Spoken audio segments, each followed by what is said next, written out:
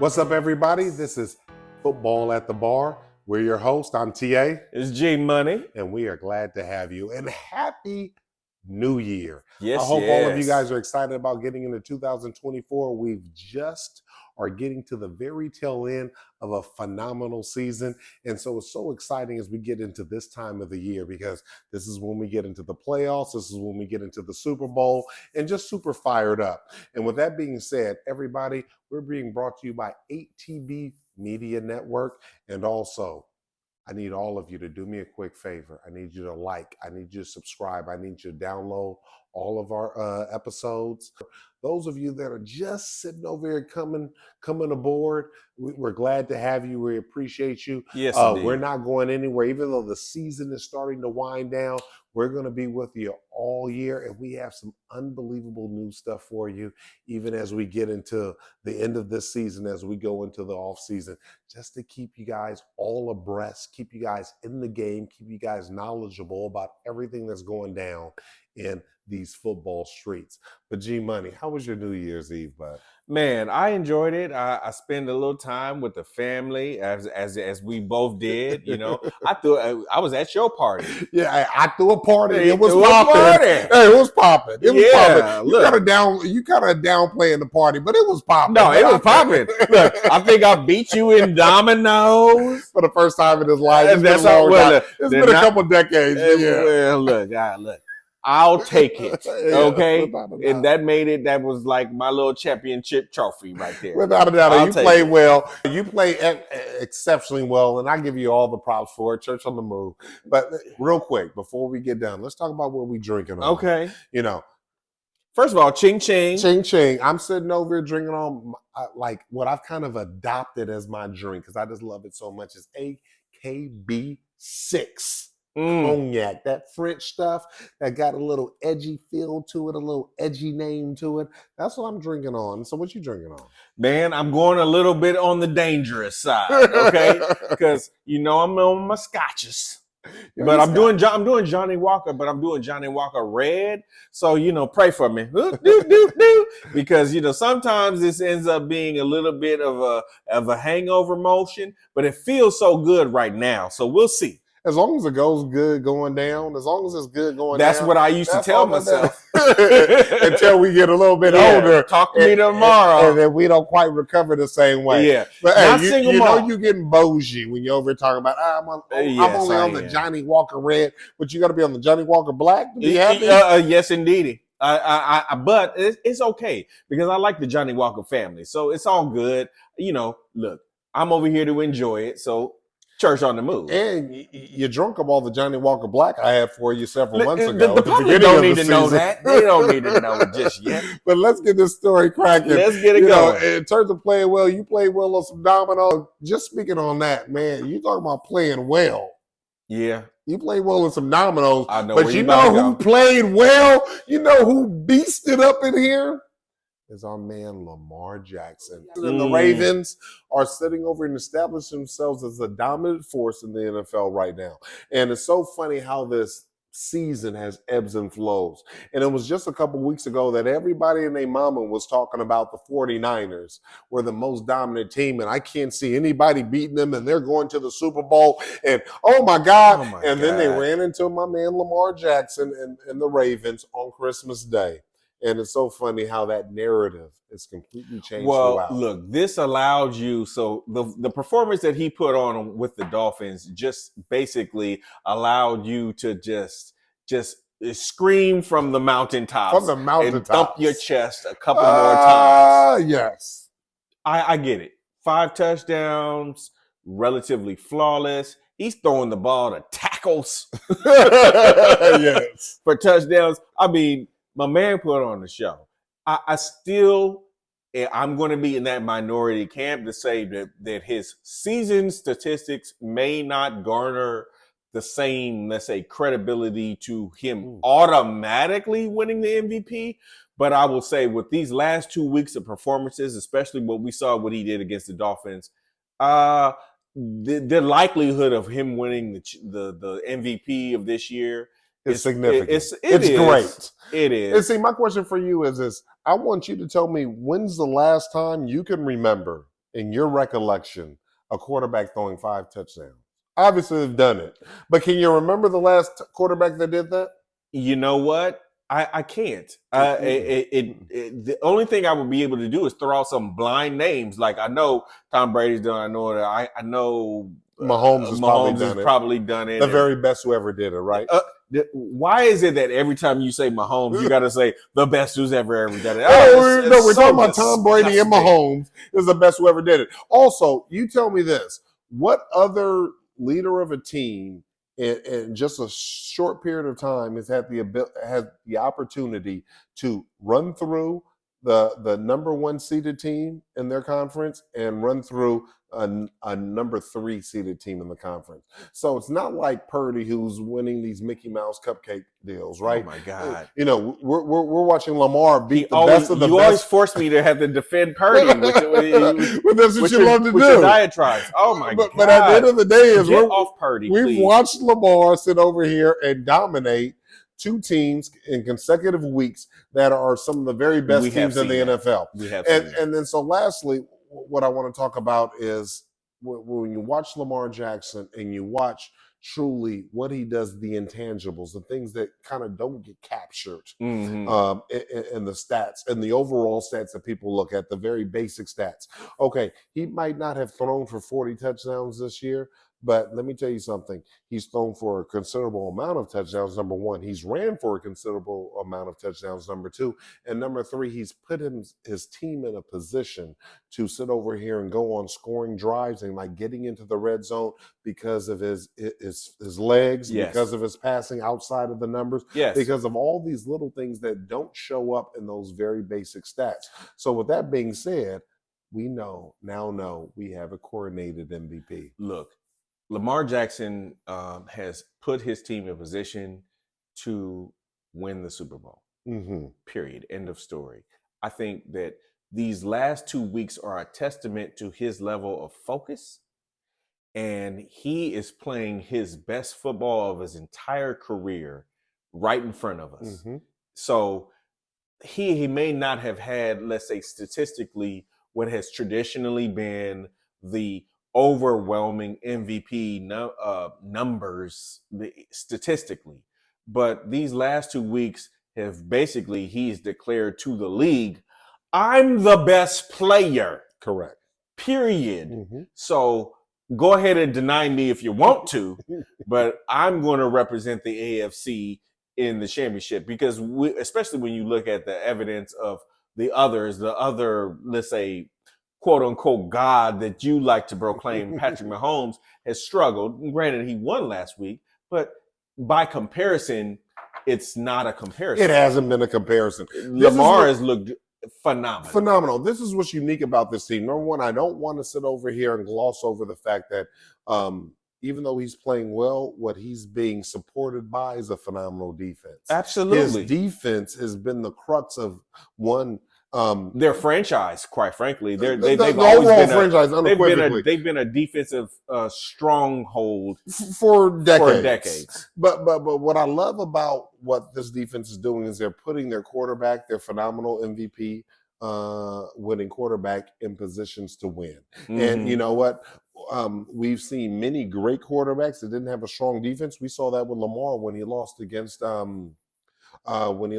Tampa Bay. He had a weak offensive line, but his defense wasn't that strong. And we've seen some struggles when Mahomes didn't get to the championship or Super Bowl game because he didn't have a strong enough defense to be able to compete. So that defense, we have to give them their respect and their kudos because they have been as instrumental of anything else to get him there. Also, what we got to remember about Lamar is he doesn't have his full complement of pass catchers. When you have your number 1 pass catcher out for the season, from early on in the season, he's found a way to make these group of pass catchers. We have an OBJ that is obviously past his prime. We have a rookie wide receiver that's just coming into his prime, and then we have a first-round rookie in Bateman that's never lived up to expectations. And then we have, for their 4th receiver, we have Robinson, who's been a cast-off on many different teams. So he doesn't have an a phenomenal offensive group of trios, and Yes. their lead running back, got hurt early on in the season. Well, and so that's what makes him an MVP, is when you're dealing with all of this. look at you selling it to me. All of Look this at you selling it to me. because I have to. Well, unfortunately, no. Look, you already know I'm kind of in the Richard Sherman camp because his numbers have not been what they've been. But I will say this to your point. Look, there's a couple guys you didn't mention. Hill, who's the secondary running back on them, that is kind of like their pass catching running back. I think he might have caught 1 or 2 touchdowns in that game. Mm-hmm. Then you have Aguilar. Aguilar. Okay, so he's a guy who I always remember him because he was a Raider and he played well for us. I misspoke. Robinson, not Robinson. It's Aguilar. Oh, okay, because you were thinking about the Rams, yes. Right? Okay, so Aguilar is the guy who's very similar to Robinson. Very similar, and is sneaky good. And then, of course, the obvious one is Flowers. So Flowers is the guy that you're talking about that is like been his ace, because when he scrambles and he rolls out, and he's looking for that guy, and that guy, they're in tune. And then, you got to say likely. Did you see that one-handed catch? I saw it. It was beautiful. I saw it. He threw to a couple of tackles. But it doesn't matter. The bottom line is the entire offense seems to be in sync, and they are all pulling the rope in the same direction, and they look very driven. Mm-hmm. So the only other team in the entire league that looks as, let's say, focused and driven is the 49ers. And they got their ass and they beat them. So yes, I can understand why you're going. You're already got the ticker tape ready. You already got your pom poms ready for the Ravens. They still have to play these playoff games, but and that's where the big question is, because we've seen Lamar, for whatever reason, not actually live up to their regular season standard during the playoffs. So this is where the test is now. It's not about if they have a great team. It's not about if he's good or not. It's not about if he's earned his contract. It's not about any of those other narratives that have been out there in the ethos up until this point. Really, now the rubber is meeting the road, and he has to do it in the playoffs. And I believe this is the year for him to do so. And while he's swinging by, picking up that Super Bowl Lombardi trophy, he's going to pick up that MVP trophy too. You know what? As much as I want to hate against it, because of the way his numbers, like personally, I would give the MVP to Tyreek Hill. I'll just say that. You're a Shermanite. Fine. And so be it. You're a Shermanite. So be it. And he's getting killed online right now. So what? Okay? Because, opinions are like assholes. We all got them. We all got them, right? So what? But I would give it to Tyreek Hill. But, this is a majority of a quarterback-driven trophy. And Lamar Jackson is deserving. So I wouldn't be upset if he won. And Tyreek hasn't played exceptional. He's had solid games the last 2 games, right? The last 2 weeks. He's had rock solid games. So I was on that bandwagon. If you go back to the tape, I was on that bandwagon a couple of weeks ago. But he's gone 2 weeks and had very mediocre, very average. He's been hurt these last 2 weeks. Correct. Well, guess what? Lamar hasn't. That's why he's the MVP. So please stop bringing up Tyreek. Sherman. Tyreek is out of here, bud. Christian McCaffrey's hurt. No. He's out of here, bud. No. Sherman is actually he's on the Christian McCaffrey camp, but him being let's say a San Francisco past player. So I understand why he's saying that. And Christian McCaffrey is also very deserving of this award. And I wouldn't be upset. Mostert. Oh my God! Say now you only say that because of the touchdowns, but correct. But McCaffrey has way more yards and is way more, let's say, involved in the offense. But getting back to your point about Lamar, if Lamar won it, I don't think anybody would be mad. It's not a thing. The real issue is expected. He'll probably get it because the guys who. Maybe if you want to say Dak or somebody else, they don't have the record coupled with the stats. So yeah, he's probably gonna win it. But the thing now that I really like about Lamar's chances to, like, say, cement his greatness and his legacy is the fact that he's gonna have potentially two home playoff games. So the fact that they sold up that number one seed is a really big deal. You're gonna have to go through Baltimore, the house that Ray Lewis built, and you're going to have to do that. And it is now that those keys to that house are in Lamar's pocket. That's a problem. I don't care who comes in there. That's going to be a problem. And let's talk about the other side of that game. You know, the Dolphins, obviously a great team, phenomenal offense. Yeah. You know, our man Waddle got injured in that game because, you know, they throw through the middle. And you throw through the middle against a team like the Ravens, you're going to get thumped. And so we said Waddle that you was out of that game. What do you do when you get boobop? Right. You got to sit over and figure it out. Tyreek is not playing exactly where he is. Mostert was out this past game. You know, they had some tremendous defensive injuries. So you had Chubb that got hurt. You had the cornerback. I can't think of his name. So the other star cornerback that they have, but he got injured. He got injured. He got carted off, and so they're dealing with a tremendous amount of injuries with some of their very best players.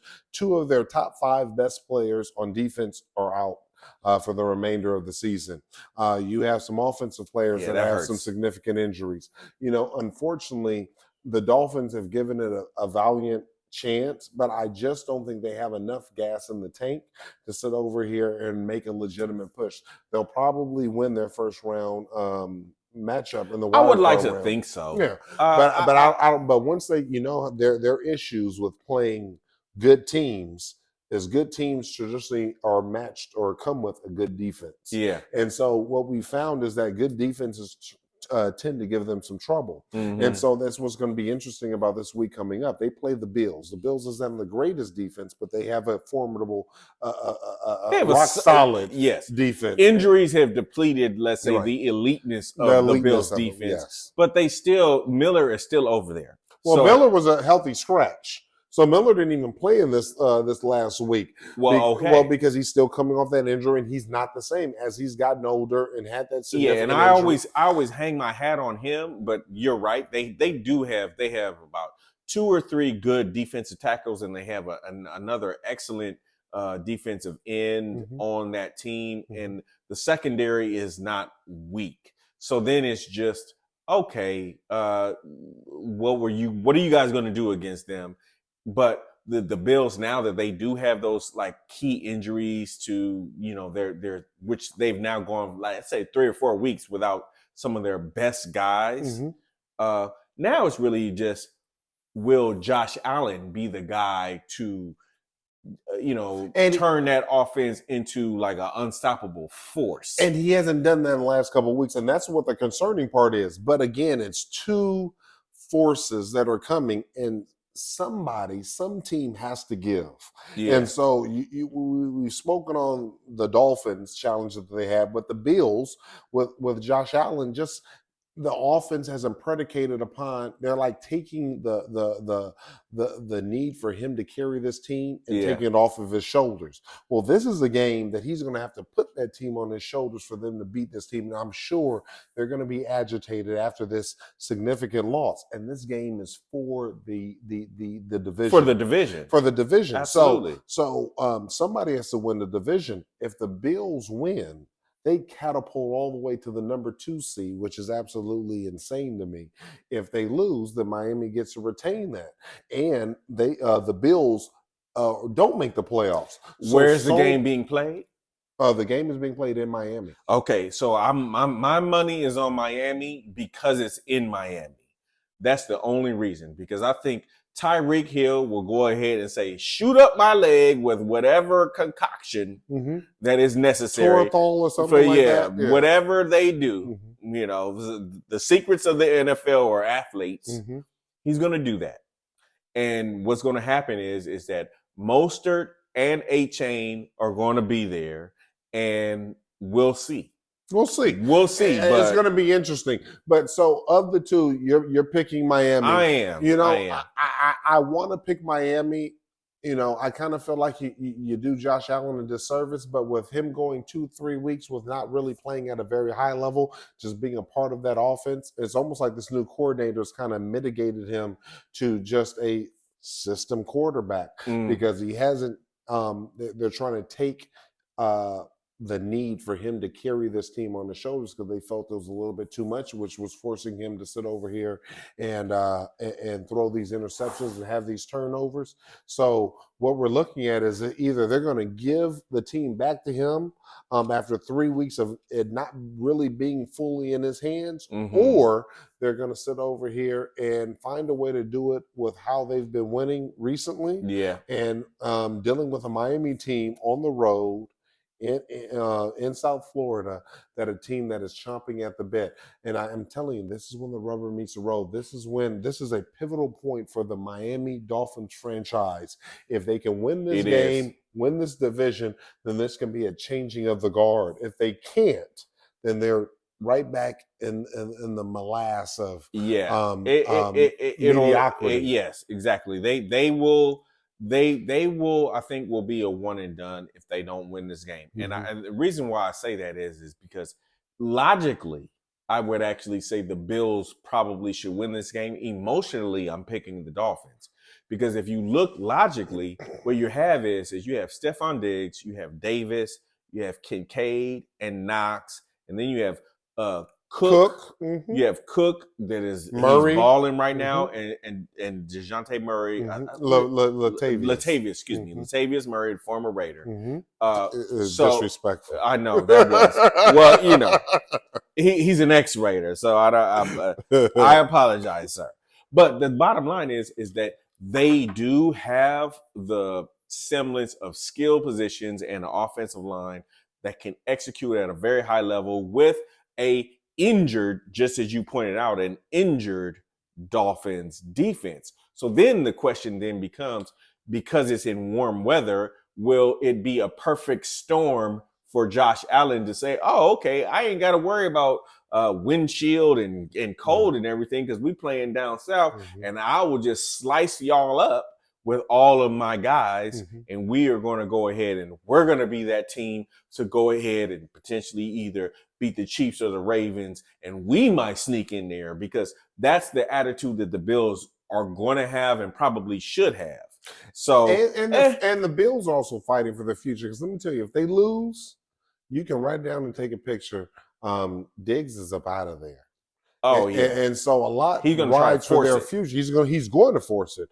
A lot is riding in the future. You see, he hasn't been featured at all. And I know he's been double teamed and bracketed for the last couple of weeks, but he hasn't been featured at all in these last 3 weeks. Last previous 3 weeks. So a lot rides on this. And I'm telling you, this is probably my most intriguing matchup going into week 18. It is week 18 can be tricky because you have teams, a lot of teams don't have anything to play for. The teams that are good are usually resting their players, their best players, because it kind of settles. In other hands, you have weak teams that are just boo-boo, that kind of just don't care, and they're kind of just waiting on next year. So this week 18 is going to be absolutely interesting. Because I think the Ravens are also playing the Steelers right in their last game. So then just touching on the last little subject, I got to give the little Steelers a little bit of love because they won their game, and I didn't expect them to. Against Seattle, on the road.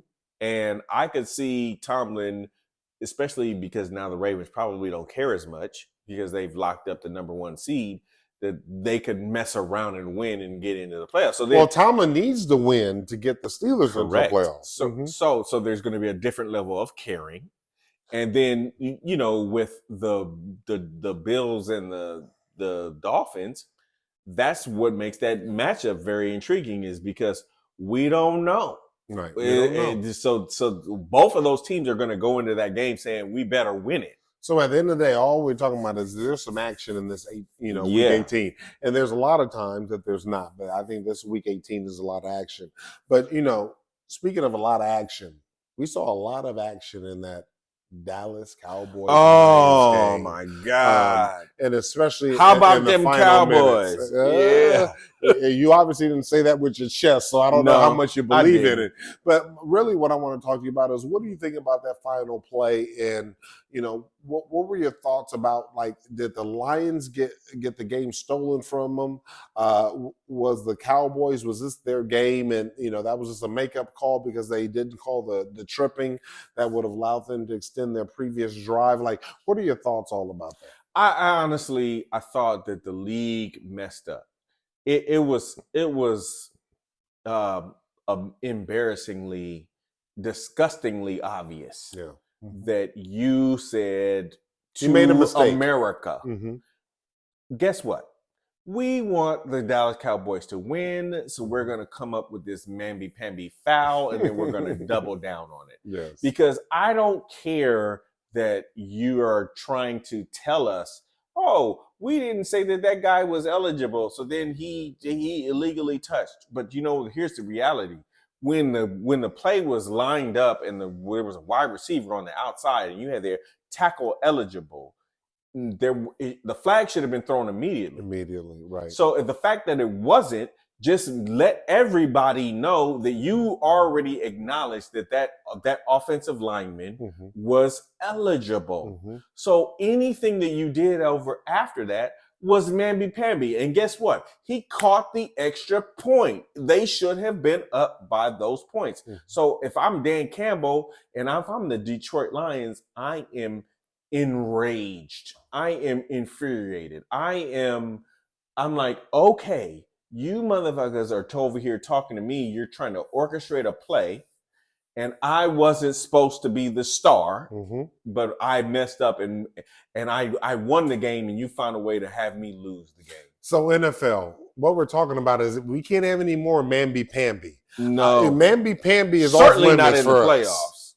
Not in the playoff, no, or not in a game that has playoff implications, without a doubt. So the thought process is so now, between the two teams, the Cowboys and the Lions, which one of the two teams do you trust most as we go into the playoffs? It's very interesting. Going into the game, I probably would have been all in on the Cowboys because I think that the Cowboys, their talent is probably even, but I think the Cowboys are due.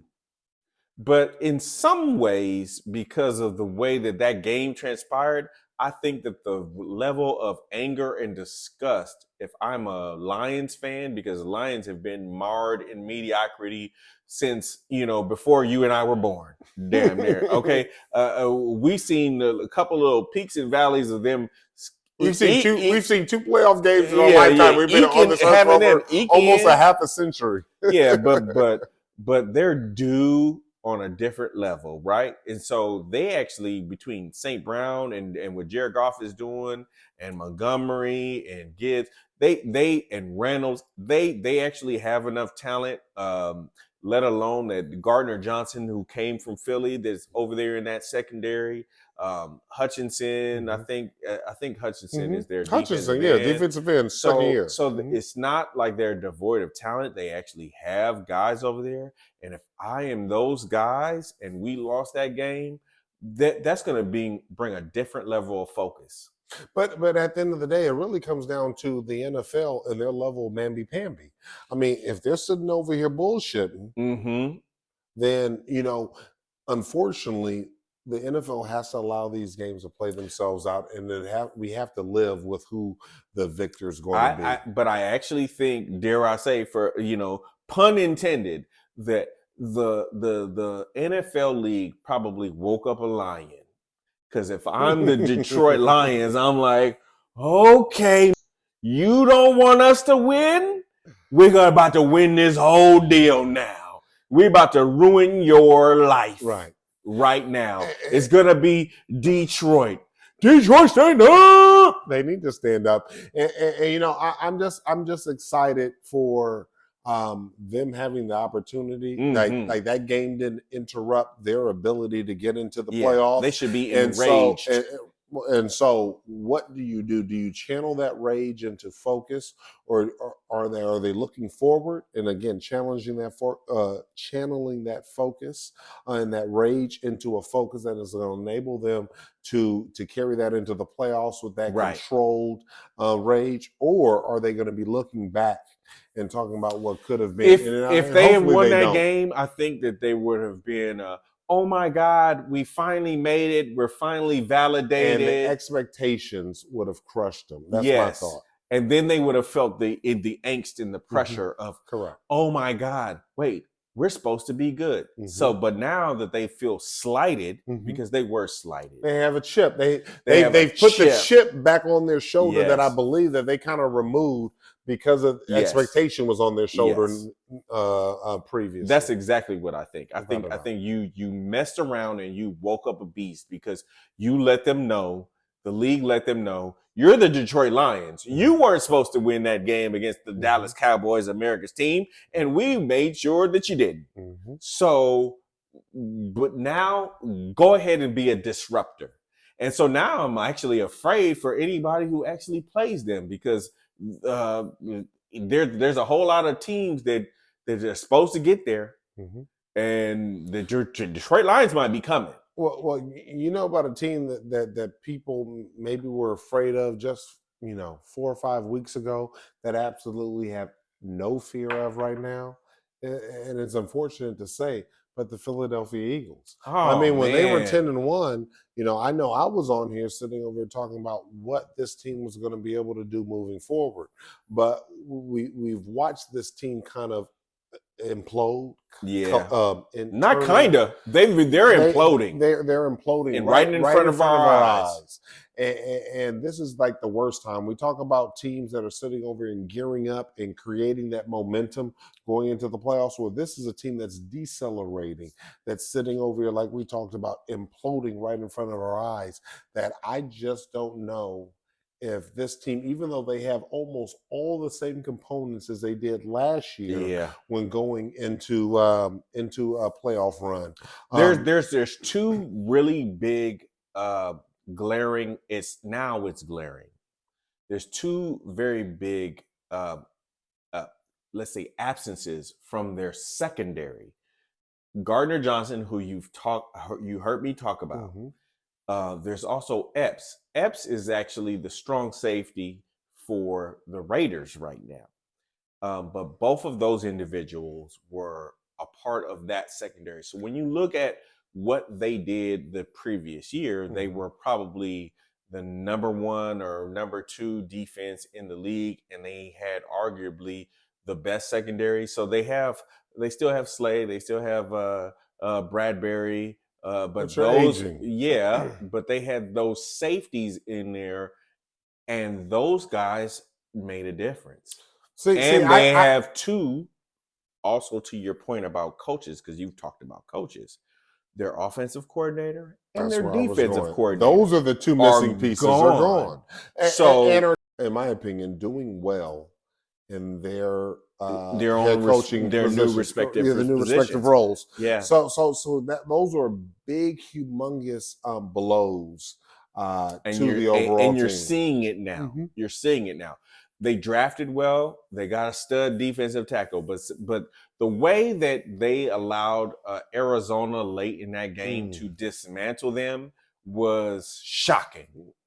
Quite frankly, shocking with the stakes and more than that, disappointed at home, which means if you allow a team like the Arizona Cardinals to do that to you at home at this stage of the season, when all you had to do was win that game and you were up by more than 2 touchdowns, and you allow this team to come back on you at home, and they're not a strong team.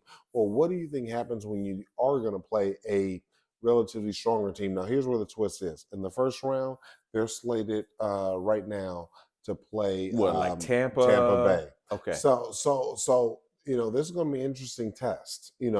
This is when this team is going to sit over here and have to look themselves in the mirror before the game and say, who am I? Who are we? What do we care about? What do we believe in? Who do we believe in? Yes. There are questions that are going to have to be answered This is a Jalen Hurts.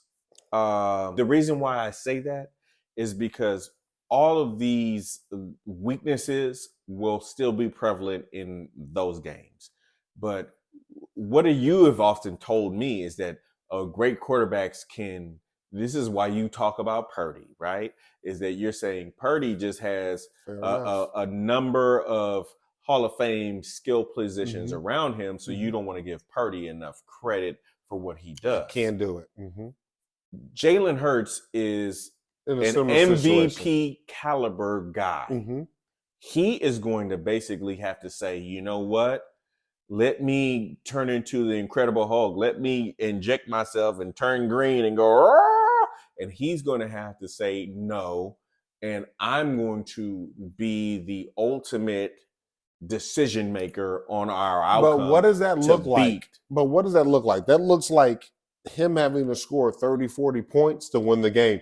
Because Yes. ultimately it's really not on Hurts in terms of what he does. If he runs standard, then there should be a team that's good enough to beat Tampa Bay.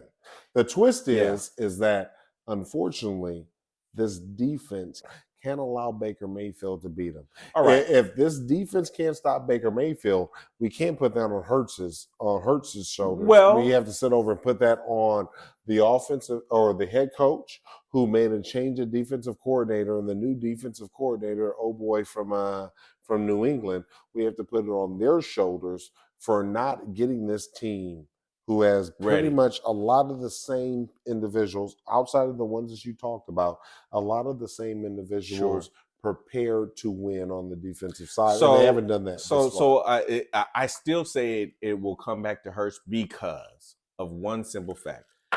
I actually think that Baker, especially Baker at home with Evans and White and the guys that he has around him, that they're a dangerous team. You don't necessarily want to face Tampa Bay. And Tampa Bay's defense, even though let's say they've played average at best, they are still a defense that has won a Super Bowl before. So a lot of them guys that have been in the trenches in high leverage moments are still on that team. So those guys are going to play at a high level. But and then what you're saying is Jalen Hurts, you probably with a high ankle sprain, you're probably not going to have Devontae Smith. So Julio. so it's gonna be that. It's gonna be Julio, it's gonna be Brown, it's gonna be Goddard, it's gonna be your running game and your ability to execute at a high level. Can you do it? Can you I don't think he has a do choice. it? I don't think he has a choice. My point is that forget about scoring 40. If you don't get into the 20s, Yeah, he's gonna have to outscore them. you don't have to outscore them. The No, I will say he has to going to outscore have to them. do something. But my point is, if the defense does something, then you don't have to outscore them. Okay. If the defense doesn't, if the defense continues to do the exact same thing that they've been doing, then yeah, he has to go 30, 40 points. But let's assume that the defense steps up, and this is on then the emphasis transitions from the defense into Jalen Hurts' lap. Then Jalen Hurts has to get him to 25+ points in the You know game what's interesting? to Watching win. the Eagles is the two Super Bowl representatives last year, Kansas City Chiefs and the Eagles. They're both in the same exact situation. They both have to prove their worth because there's something that's lacking. from There are two different sides of the from ball, what they but did something from they what they did did last previous year. to get them to the Super Yep, Bowl. it's And so that's interesting. that's why this game is so phenomenal. That's Yep. why we love it. That's why we sit over here and come Yep. out here every single week to talk about it. Is because this game is so phenomenal. It has so many nuances, so many subtle changes that allow greatness to sprout. Yeah, and you just see the fire and desire from so many other teams. So we often talk about parity, but really the what you say parity is just you just mean that there's a very slim margin between greatness and good. And guess what? There's a whole bunch of dudes in here that is trying to get that ring too. And that's what we're seeing right now. So it'll be interesting. This playoffs is going to be exciting. And when when you play the Super Bowl game, like the Panthers aren't playing the Super Bowl game. Oh yeah, the You Panthers. know, there's a whole lot of teams that aren't playing the Super Bowl game. They might be hoping and wishing for a playoff berth, but there are very few teams that are playing the Super Bowl Yeah, game. we're trying to win that. And the Chiefs, the Eagles, they're playing that Super Bowl game, and so it gets ratcheted up in terms of when you play that game, the stakes are higher. This is Grande Huevos time. This is where I need to bring out my brass balls and yeah, because it's either I'm going to do or I'm not. Either I'm going to do it or I'm not. Now, you know, there's been a huge story in the media, and I can't wait to hear what your thoughts are about this. And we're talking about this unique situation. It's not that unique. I mean, the reason why I'm so dialed into hearing what your opinion of it is because you love a team that kind of went through the same thing with the Raiders. You know, last year the Raiders sat Derek Carr for the last couple of years. He was smart enough to say, I'm not going to sit on the fucking sidelines and just hold a clipboard. I don't even want to be a distraction to the team. But they sat Derek Carr because he had an injury guarantee in his contract. Well, you know, we've all heard Russ has been relegated to the bench because of the same injury guarantee clause in his contract. And what we found out is that the Denver Broncos have tried to strong-arm him and threaten him with benching many weeks ago when they first started negotiating this because they didn't want to be on the hook in case he got hurt for $35 million in 2025. You're right. So I think that if he were to get injured in this season, that there was like, I think another 39 million on top of the 37 million that he was guaranteed, that they would have been guaranteed to have to pay him in 2025. Correct. So in order to mitigate that situation, they said, well, let me eliminate that possibility by sitting him. And then the coach gets on, Peyton gets on the TV and says, oh, well, this is about us being desperate to win. And that came across very disingenuous. Just a lie. And one of the things as a fan of the NFL is when you have these individuals get in front of cameras and blatantly and utterly lie. Yeah, well, because they're thinking that the average fan is not paying attention, but with the advent of social media and the fact of the matter is that we're reading everything, especially people that are as passionate as we are about this game that we love. No, we're in the throes. We know exactly what you're doing, and we know why you're doing it. And Russell has said that when they have come to interview him, you know, at the end of practices and so on and so forth, and he stood over here and been blatantly honest and forthcoming and transparent about what exactly is transpiring. And what's transpiring is they asked him to change. You know, it's not about we want to bench you. They asked him after a win when they beat Kansas City, they asked him to sit over here and change and alter his contract that for the franchise in his contract, and he refused. And they threatened him. It was detrimental to him. It was significantly detrimental to him, and they threatened him with benching back then. Okay. Now, what happened is they went on a little run. They thought they were going to be able to make the playoffs, and so they didn't execute on that threat. And the reason why I know they're not going to make the playoffs is because the Raiders are going to boo-bop them, and then we're going to take all doubt out. Well, the Raiders absolutely need to boo-bop them, and this team is an array, and they also are playing with an inferior quarterback in Stidham.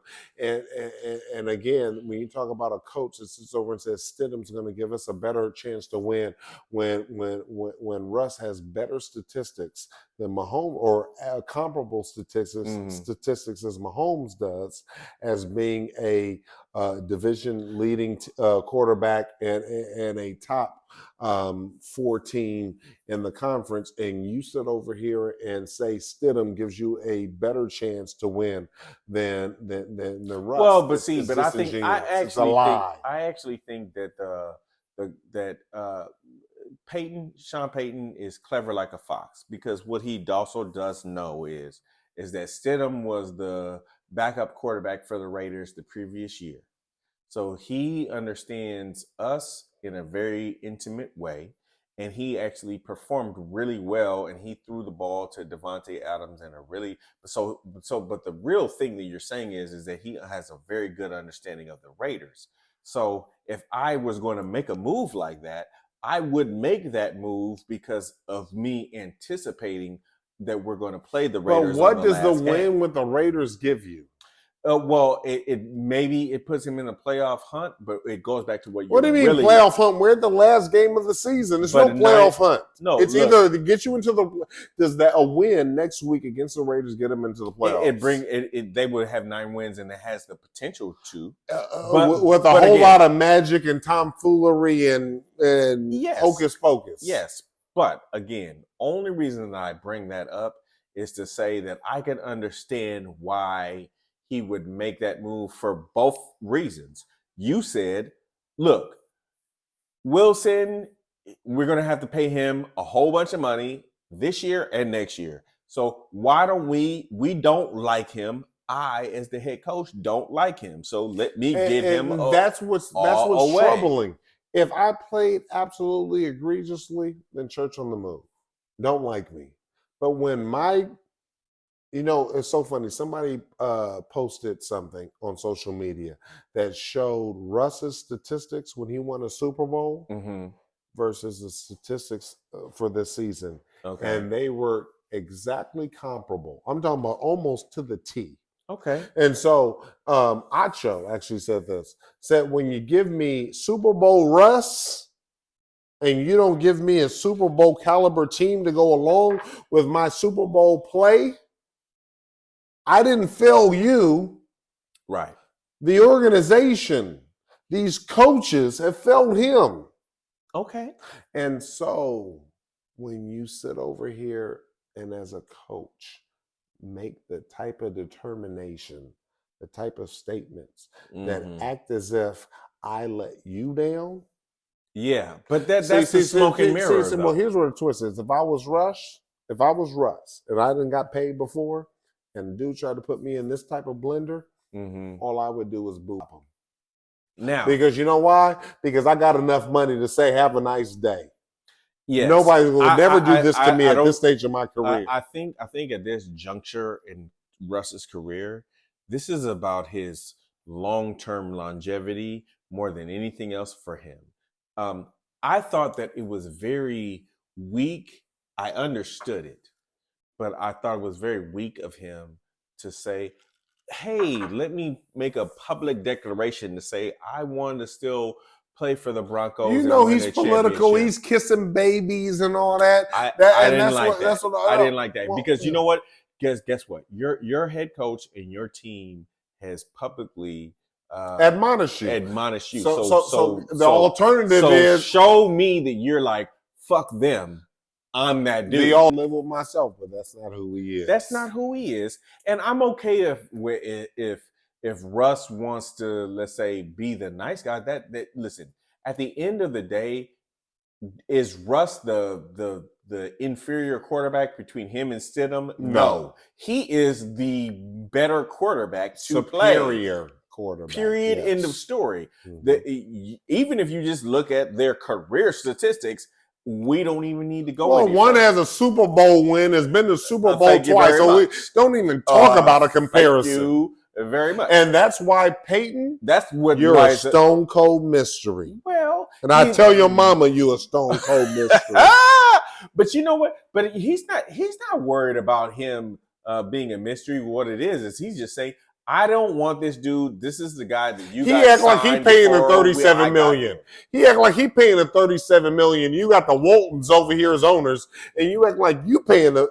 Hey, that's why. Hey, my blood is boiling. We should move on. I know we probably should because, but all I would say is at the end of the day, Russ just needs to understand that you know what let let the Broncos go emotionally. He should just let the Broncos go. They're going to eat crow. They're probably going to be in the doldrums for about 2 or 3 seasons. No, longer than that. Longer than that. Oh, you think? And here's the thing is, nice guys finish last. Russ, stop trying to be a nice guy and get your gangster up. Yeah. Get your Come G on, up. man. Get your G up. Yeah, That's all right. Moral of the story is, Get your G up. Get your G up. So look, speaking of getting a church up, getting a G up, getting a G up. You know, a person that's gotten a G up recently, not recently, but you know, it's been a culmination over the last maybe like season 4 or and a 5 half. weeks. No, season and a half, because he finished last season great. He came into this season a little bit rough, got injured, and then has catapulted himself into a position to where they might not replace him. I think I know what you're talking about. Fields. Yeah, I mean, Justin Fields. They were screaming in the stadium, "We want Justin. We want Fields. We want Fields."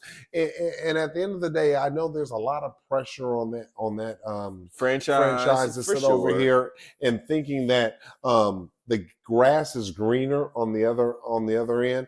But you know, when I look at these quarterbacks, you know, obviously Caleb Williams is sitting over here and he plays well. The statistics are phenomenal. But the one thing that I always look at above and beyond statistics is what do you do in big games? You know, we have this Alabama-Michigan game coming, and this Alabama coach, you know, or Alabama quarterback, we haven't seen him win big games. And so what I look for in college, which we saw our man Burrow do, is he won big games. And that's a leading indicator. Deshaun Watson had won big games in college. And that's a leading indicator in terms of what's going to happen in terms of the pros. I don't quite know if Caleb Williams is that one that's going to thrive in that environment in Chicago. Drake May is as pedestrian as they come and as mediocre as they come. And I know he has a statuesque. You probably upsetting a whole bunch of prognosticators. But okay. And that's fine with me. At the end of the day, now my man from LSU, he hasn't won a whole lot of big games because he didn't have the greatest team around him, but he lifted that team. So I do like him. But I don't quite know if you can take him who's light in the booty, who's slight in the ass, and compare him to Justin Fields, who does have that statuesque deal and the athleticism to combine with it, that it makes sense to sit over here and not build around him. When you look at the statistics on what he's done with DJ Moore, he passes DJ Moore, he's passing for almost 75%, 74 point something percent. His interception or his touchdown interception ratio is extremely advantageous when passing DJ Moore. When he's passing to the other Jamokes, it just didn't quite land in the same way. Right. His passing reception rate was much lower. His touchdown to interception ratio was almost even. So when you blend that, it doesn't look great. But when you talk about giving him a phenomenal target, a phenomenal pass catcher, well, the statistics jump. And you give him another phenomenal pass catcher. When we talk about Marvin Harris Jr., who's used to playing in this type of weather and this type of environment coming from Ohio State, and you give him those two with his prowess to being able to run, with his ability to sit over here. Remember, he was still at Ohio State when Marvin Harris Jr. was a freshman. So when you put all that together, I think it makes more sense to sit over here and keep Justin Fields in place and maybe trade down a little bit. What are your thoughts on that? Oh, how different a week makes. Because, look, I think I was probably saying this about 2 or 3 weeks ago to you, just on one of our episodes. And yeah, I'm going to toot my horn on this because I was saying, look, I hope that the Chicago Bears are dumb enough to let Justin Fields go because I wanted him to be a Raider, and I still feel that way. I want him to be a Raider, and that would be fantabulous, okay? But the smart move for them would be to keep Justin Fields and then leverage their draft picks. Mhm. Go ahead and do whatever you need to do to get Holmes, and then because you have two essentially lottery level draft picks, Mhm. and yes, this is a quarterback heavy draft, Mhm. but you have your quarterback. You don't need to reinvent the wheel. Let's not go through this scenario to where we are now, and let's say also the Chicago Bears are starting to show that they have a little bit of defense too. Mhm. Their Well, they defense is traded starting to for Sweat, and you're seeing the big difference.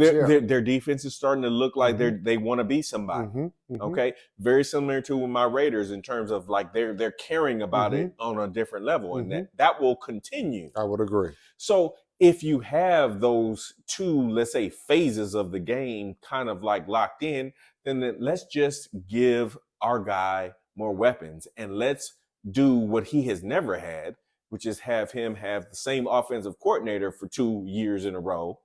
Okay. And then you give him, so Komet is pretty good. Mooney, we know he's average at best. He's a solid 3. But you know what? He will be a phenomenal 3 if he's a 3. If you give him another phenomenal 1A, 1B. All we're really saying is if you give the man another super quality wide receiver, Marvin Harris Jr., thank the Lord. Now, if they're able to draft him, all right, which they're in control to do that. They're in control to do that. I think that if I were the Chicago Bears, I would absolutely do that. And then I would take my other draft pick, and whether I do that and get a quality offensive lineman or let's say draft down, sell that pick and get a bunch of like say 2s, maybe 2 2s or whatever little semblance that they can get, then now you're cooking with grease. Now you have some real, let's say, meat in the game, because you have to also think to yourself, if I'm the Chicago Bears, that Green Bay with Love, that they look like they want to be somebody. They got something cooking. Yeah. And if you want to be the 2 preeminent teams in that division, you need to sit over and hold on to, and Detroit is here to the bird in the hand, rather than sitting over here and hoping and wishing on these rookies. Because the reality is Dan Orlovsky on ESPN sit over here and looked at all the number 1 picks. And the number 1 picks, there's only been 2 out of the previous 10 that have changed the direction. And Caleb Williams, he didn't change the direction of USC. So how is it going to change the direction of the Chicago? I mean, these are things that we need to think about and stop dreaming and hoping and wishing. I don't believe in a hope and a wish. Me neither. I believe in you seen somebody that grinded with you when this franchise was in the doldrums, that didn't have good coaching, that didn't have a quality GM, that has sit over here and survived the Eberflus era and still performed at a high level for this team. They would be absolutely silly if they didn't sit over and keep a talent on that level. I simply look at it this way. As much as I do like Caleb Williams, and he is a phenomenal talent, he's solid. I actually really like him, right? But are you excited that he's going to win a Super Bowl? Well, no. Let me say this another way. If Justin Fields was in this draft, would I like Caleb Williams more than Justin Fields in this draft? And I would probably say no. I would probably say that they're probably neck and neck, and maybe I might give a couple of small percentage points to Justin Fields. If Justin Fields coming out of Ohio State and what he did in college, it was in this draft, I might pick Justin Fields over Caleb Williams. So if it's why? Close, remember what Justin Fields did in the playoffs. I talked to you about winners. Remember what Justin Fields did in the playoffs when he got in Trevor Lawrence's behind and sit over here and didn't sit over here and crush it.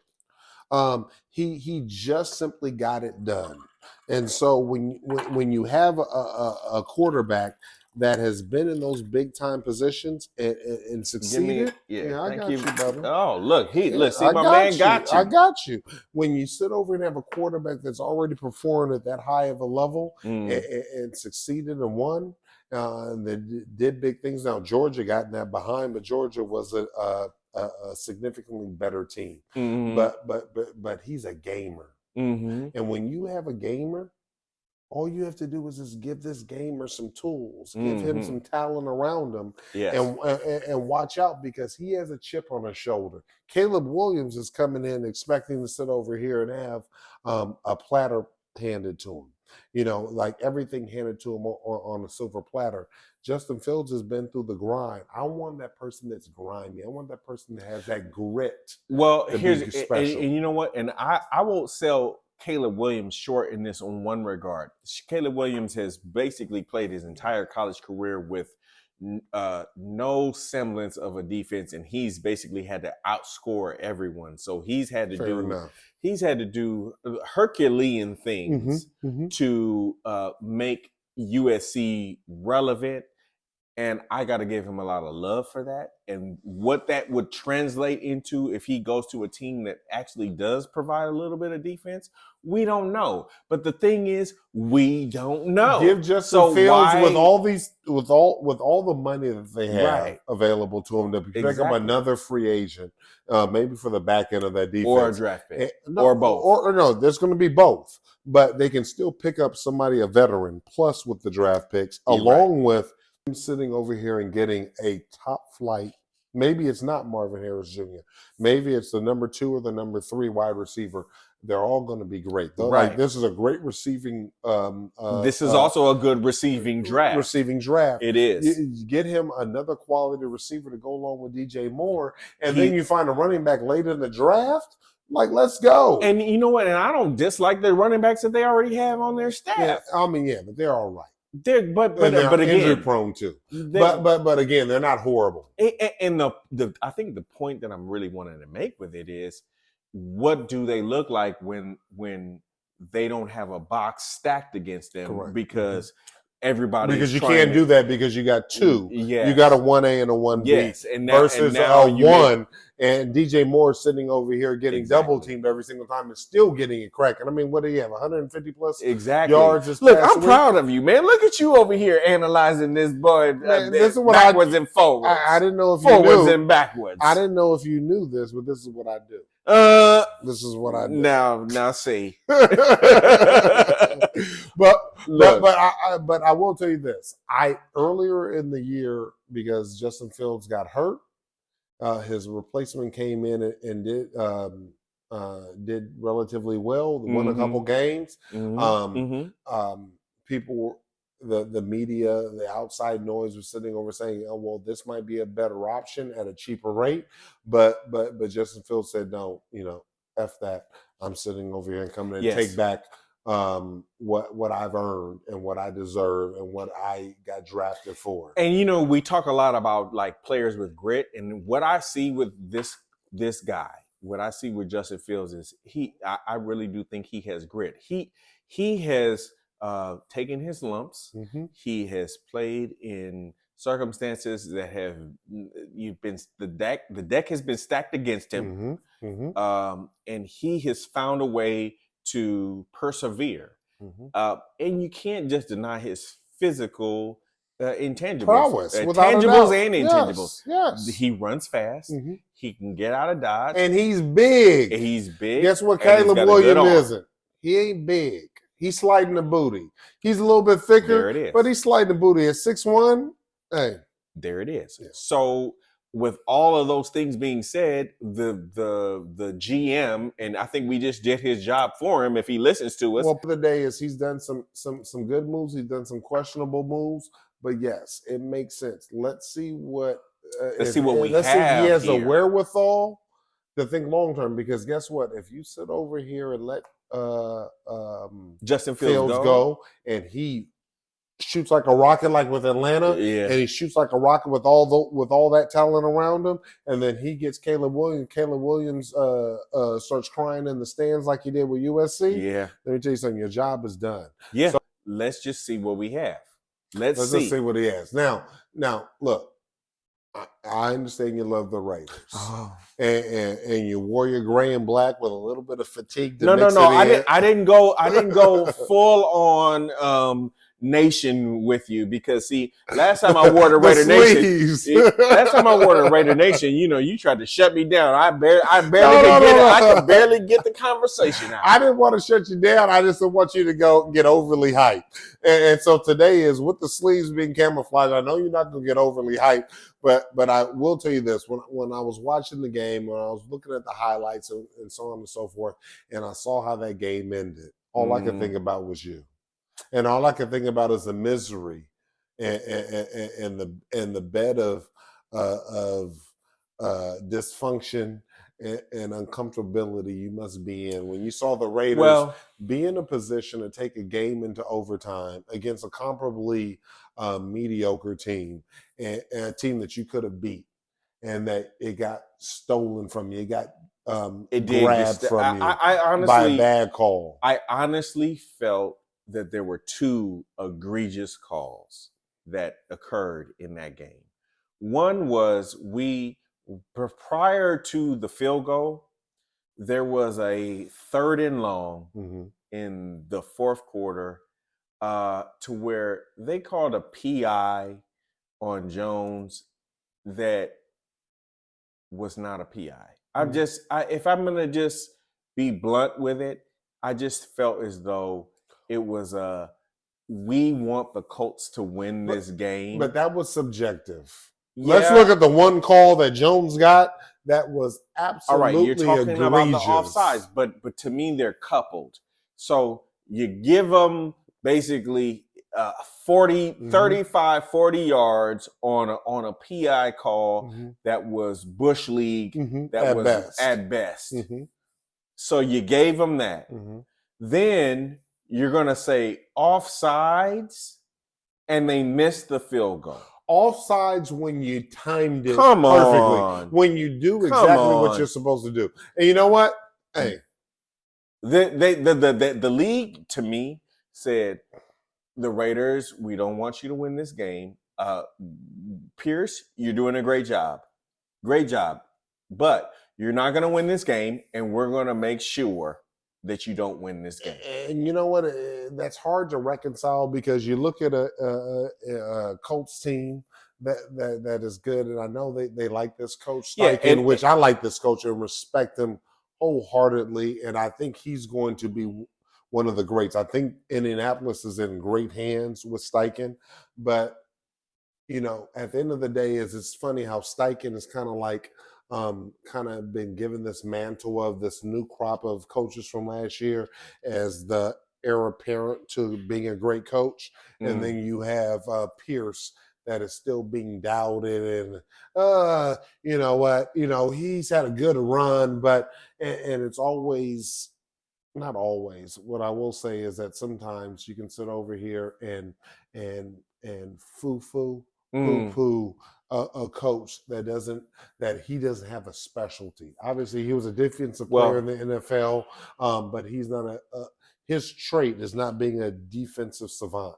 What his trait is, or what his specialness is being able to sit over and galvanize players and get them to perform higher than what they even thought they could do. And that's what he does. That's far more valuable, in my opinion. And let me give you, let's say, another little wrinkle that was kind of like the death knell for the Raiders. I believe his name is Gus Edwards, but Edwards, yeah, the defensive coordinator for the Colts. He was the defensive coordinator for the Raiders, and the last time the Raiders went to the playoffs, a couple of years ago. The Mike's Nuts, who I do refuse. No, Bisaccia. Yeah, you're talking about. Yeah, he was the defensive coordinator. Yeah, but what I mean is he was the defensive coordinator. I think maybe even through all of those runs. But the general point is Gus Edwards, prior to us hiring the new brother, he was our defensive coordinator. Yes. This is the last time that our defense has actually been good since he has exited. Now, he was primarily in what the Colts run is a zone, is a cover 3. Mm-hmm. Zone, It's a basic defense. Cover 3. Mm-hmm. So they are not going to blitz you. Right. They're going to just basically beat you with 4 primarily, Mm-hmm. and they're going to cover 3 you to death. And the thing that I felt that really was the impediment in that game is that even though we ran the ball, but when it came down to us getting either in the red zone or potentially in the red zone, that he knew exactly what to do. And that cover 3 was kind of like the death knell for us because our quarterback, it doesn't like to throw in uncomfortable tight coverage. Mm-hmm. And he knew that, and he has some talent on that side of the ball, and they did what they needed to do. So it just felt like, oh man, if all of the defensive coordinators that we could go against, why are we going against this guy? It was very unfortunate. Now, I think that there could have been, maybe Pierce could have gone for a couple of those 4th and shorts to push the envelope. He's old school. But he's old school, and he did put us in a position to win. He still brought us into a position to tie. To tie. Mm-hmm. He still made it a viable game. So you, from a strategic standpoint, it made sense. It was very old school, as you said. And, you know, and he took the field goals when he needed to take the field goals, and he punted when he felt as though he needed to punt it. And those were not bad decisions. However, it just came down to, we are a touchdown away. But y'all don't have a quarterback to go win it. That's where the twist is. Y'all don't have a quarterback to go win it. Well, again, the thing that was very upsetting is the thing that made it a 2-score game was the field goal that they made. And it was like, oh, man, you know what? You guys put us in a situation off of a Bush League call. That is not that was not an offsides. I don't care what you say. Right. That was not offsides. And this is what kills me about the NFL. When you make $111 billion in a year, you have the ability to sit over here and have a sky judge. So either you are choosing not to have a sky judge to call these games correctly, or you are incompetent to be able to do so. And I don't think you get to $111 billion in a single year. It felt like a put together. It feels like a put together. So the NFL, you got to do better. If you choose not to, you're going to run the chance of degrading the product that you bring to the table and lose individuals that sit over here and recognize that bullshit. Yes. Look, through the past, let's say 10, 15 years, they have eroded the confidence and the importance of defense. Even though, and we have traditionally, let's say, of us all watching NFL through the annals, have said that defense wins championships because we understand how hard it is to Standard score. Cliche. They've made the league easier to score. And that has made receivers and quarterbacks. But that don't got nothing to do with calling a bullshit call on a field goal. Yeah, but the only reason that I bring that up is because this is the extreme end of it. Because now what it is now you're calling line calls to dictate outcomes. So when you're calling, oh, the guy didn't line up right. Oh, the guy is over the line. So much in the last couple of years. Yeah, it's like it's now starting to get absurd. So here's what the twist is: if you call that earlier in the game, okay. When you only call in the last seconds, when the game is on the line, so that's where it's an erosion in confidence in the NFL when these plays, these calls are being made at the very most critical times of the game with less than a minute left. Yes. Look, and as a Raiders fan, you know, I'm used to us being hated on a la the Tuck rule. I still think that was bullshit. You pulled a whole they wanted call Tom Brady. Out your whole asshole. They wanted Tom Brady to and they wanted Tom Brady to go. And that's what this game felt like. This felt like they wanted Steichen to be, because they're in the playoffs. Yes. It's one thing if Texans were above them and they were one player or one game out, but Steichen is in, and what it comes across as is they want Steichen to be the quarterback to get the church, and not Pierce. Not as if they win this and Pierce is in the Super or in the playoffs, but just it would have negated Steichen's credibility. And here's the interesting thing about that. The Colts still could have won that game regardless of those calls, because the Colts were playing a very solid, smart game. They were running the ball. A tribute to that coach. They were, and they were hitting us on play action passes, and they were gouging us, but we were making adjustments. And when it comes down to those few little leverage moments, that's how tight the game was. It was like, well, then how about you refs, you guys in stripes, how about you not get in the way? And so here's what the thing is for me, is that previously with the Raiders, it's expected, of course, y'all were going to fuck this up. Yeah, and I don't have that same feeling with Pierce. No. And so when you don't have that same feeling with Pierce, that of course you're going to fuck it up, then the twist is that Pierce is kind of like that differential aspect to the team to sit over and make the Raiders in a position to be relevant. Yes.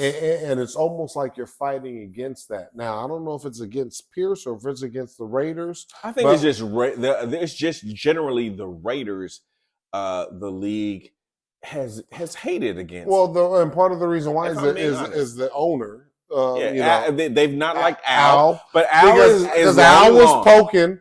But at the end of the day, Al, rest in peace. He's been gone for over a decade. Right. So get off it. It's hard to sit over here and say it's because of Al. No. You understand what I'm saying? No. So now you think it might be hopefully at best case scenario it's residue. At worst case scenario, it's something more nefarious. And I don't want to sit over here and start create any controversy, but at the end of the day, is the NFL has enough money to prevent from having these plays. Yeah, it's not just with the Raiders. We talked about it earlier with the Dallas Cowboys and Lions. Correct. We've seen it so many times that at a certain point is the NFL has to step in and create a mechanism that prevents this from happening. They need to review their offseason and review what they're doing and realize. Not review. Come up with a solution, because it's too many situations. Yeah. And it's easy to do. It's not like it's impossible. It's not like we're asking. It's like, oh my God, pay an individual $200,000. It should be. Pay an individual $200,000 to sit, and there's a main judge to sit over and make these calls with the ability to have the replay there. Yeah, because you want to get it right. Not just for the NFL, but for the people that pay a tremendous amount of money to go see these games in person, for the people that sit over here and take the time to watch them on television, and for the networks to sit over here that pay hundreds of millions of dollars. 1,000%, I agree. Now, with all of that being said, look, I do think that those were egregious calls against my team, but I think that the Colts did enough to win. And they won. What you really have to say is the Raiders have just proven that they have promise. And I still expect us to beat the Broncos, because we boo-bop Broncos on a regular. We going to do that. We don't got to talk about that. Hey, with that being said, I look forward to seeing the Raiders next year. We boo-bop Broncos on a regular. Great. I had to say that one last time. I know I did. Great show. All right. Love you, bud. Hey, man. Peace be unto you. Appreciate everybody. Happy New Year. I need you to like. I need you to download. I need you to subscribe. I need you to sit over and be a part of this movement. Guess what? It's only Football at just the bar. begun. ATB Media Network. We're only getting bigger. We're only getting greater. We're only sitting over here and providing more content.